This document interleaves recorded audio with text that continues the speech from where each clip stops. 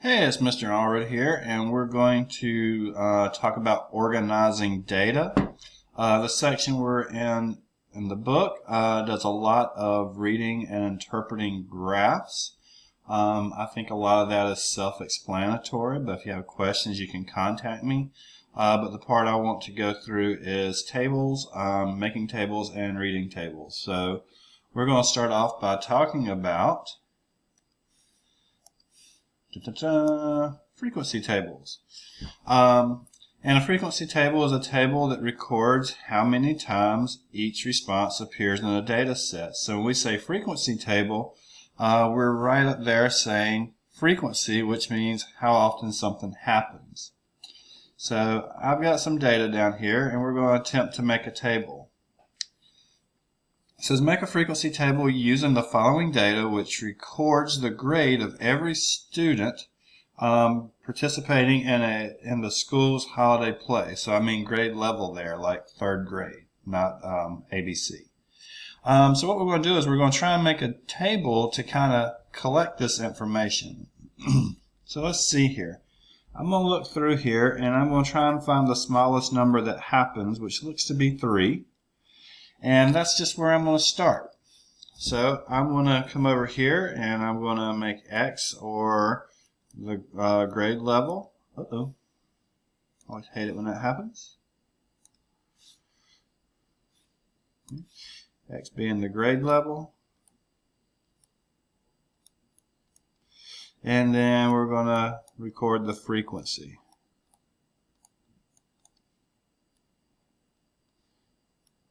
Okay, so we're just making a simple little table here. Let's come down. So the first thing we need to do is just figure out how many times 3 happens. Since that's my first item, I'll put 3 over here, and let's see how many times it happens. 1, 2, 3, 4. See how easy this is? So the value of 3 appeared 4 times. So the next one, I'll switch colors just to kind of keep it obvious here, the rows. So the next one is 4. Let's see how many times that happens. 1, 2 times. So then we'll go to 5, which will be 5, 1, 2, 3 times it looks like. Then let's go to 6. Let's highlight it a different color. There's 1, 2, 3 of them.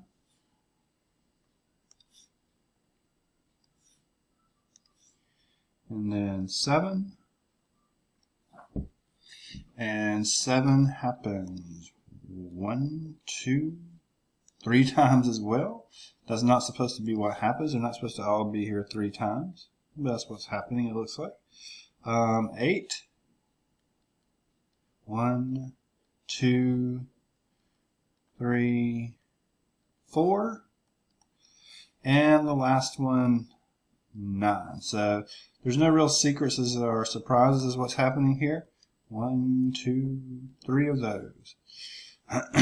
So 9 appears 3 times. So we've got the, as we said, the actual value, the grade level the students were in, and we've got how many from each grade level appeared. Okay, we're going to talk about one more thing here. Relative frequency. Relative frequency kind of puts everything into perspective. So when we say up here, just looking at this, 4 people were in the 8th grade, we don't know if that's a big number or a small number compared to everything else unless we actually look at everything else. So 4 doesn't sound like a large number, but I think it was the largest number in the table. So what we're going to do is we're going to take the actual frequency and divide it by the total number of items. And I think we'll just write these as a decimal over here. So let's see here. I'll go back up. So first of all, we need to know how many items there were here. So we'll add the frequencies up, or we could count how many things there are. 6, 12, 19, 22. 1, 2, 3, 4, 5, 6, 7, 8, 9, 10, 11. 22 is correct. So there might be some rounding that goes on here. but we're going to divide each one of these if we're going to finish that out. So 4 divided by 22, I'm just going to keep 2 decimal places here. The relative frequency is 0.18. And since we know we're going to be dividing that again, I'm going to come down here and put it with the 8. Then we got 2 divided by 22, which is 0.09.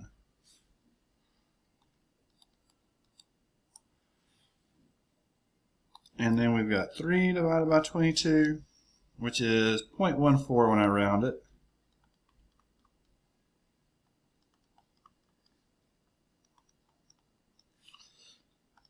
So in that case, you can either think about the relative frequency as a percent of the overall data, like 18% of the students were in the 3rd grade, or 9% of the students were in the 4th grade. You can think about it as probability. If you were to pick one student at random, what the chances of them being from that grade level be.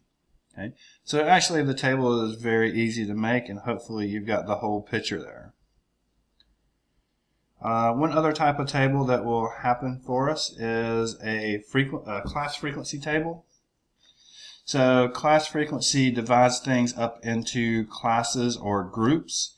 It's just a way of kind of pulling information together so you don't have several different lines on your table. So right here we've got, it says the weight of 20 college males was recorded and listed below. So here's a list of all the weights, and it says we're going to use the weights to complete a frequency table below. So down here in the classes, you'll see that there's a spread. The first one goes from 125 to 149.9. So everybody that falls within that group, we're going to put into that class. So usually people are putting in the classes by age. They'll say people over 65 or people under 18. Instead of saying 1-year-olds, 2-year-olds, 3-year-olds, it just gets a little weird. But let's see here. Let's kind of go through and count these things in the 125 to 150 range. 1, 2. Looks like there's 2 of them. If I mess it up, I mess it up, but we hope we don't. The next one is 150 to 175. 1, 2, 3, 4, 5, 6. It's like 6.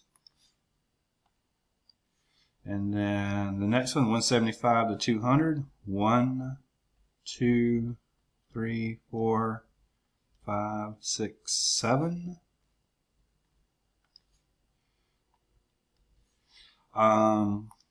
200 to 225. 1, 2, 3, 4. And then there's one left that is between 225 and 250. And that is all there is. The rest of the challenge is being able to read the information in the table and to answer questions based off of it. But the main thing is being able to organize the table, because at that point, it's just whether or not you can read graphs and tables. So hopefully that kind of clears a few things up before you ever get started.